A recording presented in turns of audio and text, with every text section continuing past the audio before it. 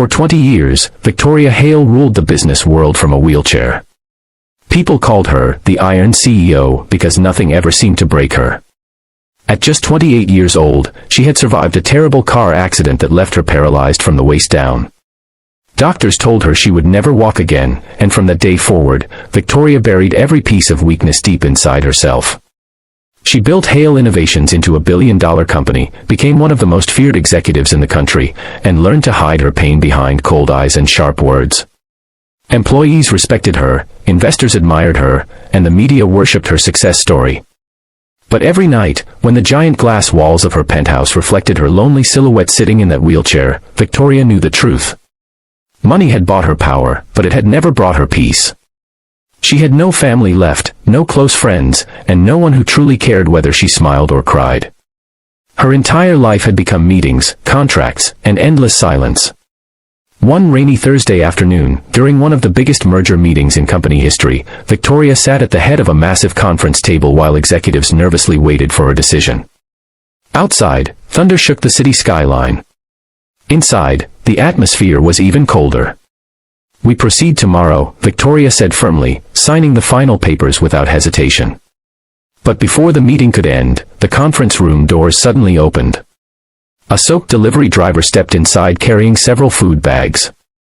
The assistants immediately looked annoyed. "You're not supposed to come in here," one snapped. The young man apologized quickly. "Sorry, the receptionist told me to bring these directly up because the elevators were backed up." Victoria barely looked at him at first. To her, he was just another invisible worker in a city full of invisible people. But then something strange happened. As the driver handed the food bags to the staff, a small photograph slipped from his jacket pocket and landed near Victoria's wheelchair. She glanced down and saw a picture of the driver holding a little girl in a hospital bed. The child had no hair and was smiling weakly while holding his hand. For the first time that entire day, Victoria's cold expression softened slightly. "Your daughter?" she asked quietly. The room fell silent because nobody was used to hearing their CEO ask personal questions. The driver nodded. "Yes, her name's Lily. She's 8. Victoria noticed the exhaustion in his eyes, the kind that only came from years of struggling. "She's sick?" she asked. The man hesitated before answering. "Leukemia. Treatment's expensive, but she's fighting hard." One of the executives impatiently interrupted. "Miss Hale, should we continue?" But Victoria kept staring at the photograph. Something about that little girl's smile reminded her of herself before the accident, before life became dark and empty. "What's your name?" she asked the driver. "Daniel Brooks." She nodded slowly. "Thank you for the delivery, Mr. Brooks." Daniel smiled politely and turned to leave, but just before he reached the door, Victoria suddenly felt an intense sharp pain shoot through her legs. It was so unexpected that she gasped softly. For 20 years she had felt almost nothing below her waist. Never pain. Never movement. Nothing. She gripped the armrests tightly as another strange sensation traveled through her right foot. One of the executives noticed her pale face. "Miss Hale, are you all right?" Victoria looked down in shock. Her toes had moved. Barely. But they moved. The entire room froze as she whispered words she never imagined saying again. "I felt something." Doctors were called immediately. Meetings were cancelled. Tests lasted for hours. Specialists couldn't explain it. Some believed it was a temporary nerve reaction. Others called it impossible. But Victoria couldn't stop thinking about the exact moment it happened.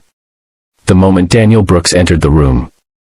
Over the next few days, she secretly asked her assistant to investigate him. What she discovered stunned her. Daniel was a widowed single father working 3 delivery jobs to keep his daughter alive.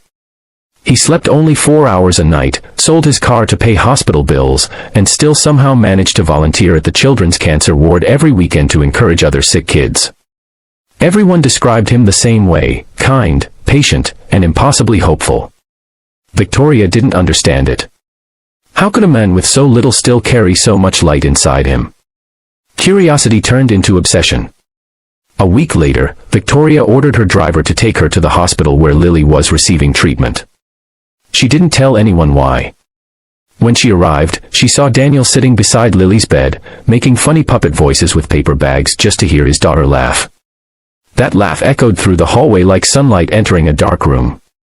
Victoria watched silently from the doorway until Lily noticed her wheelchair. "Daddy," Lily whispered excitedly, "she looks like a queen." Daniel turned around in surprise. "Miss Hale." Victoria suddenly felt awkward, something she almost never experienced. "I was nearby," she lied softly. Lily smiled brightly. "Do you want to see my drawings?" Before Victoria could answer, Lily began showing her colorful pictures of castles, gardens, and people dancing in the rain. Every drawing showed people standing tall no matter how broken they looked. One picture showed a woman rising from a wheelchair surrounded by light. Victoria stared at it speechlessly. "That's you," Lily said innocently. "Daddy says miracles happen when people stop feeling alone." Those words hit Victoria harder than any business deal ever had. For years she believed strength meant shutting everyone out. But this little girl and her exhausted father somehow carried more courage than anyone she had ever known. Over the following months, Victoria began visiting regularly. At first she brought expensive gifts and paid for Lily's treatments anonymously, but eventually she stopped hiding it. She started talking with Daniel for hours about life, fear, loss, and hope. He never treated her like a billionaire CEO. He treated her like a human being.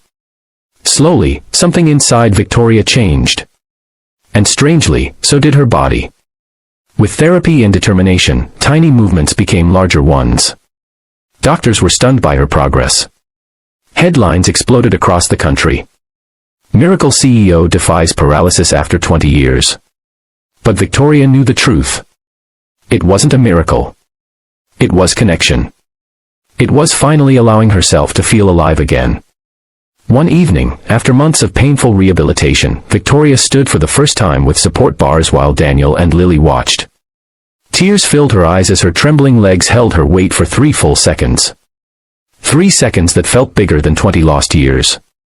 Lily clapped excitedly while Daniel smiled proudly. "You did it," he whispered.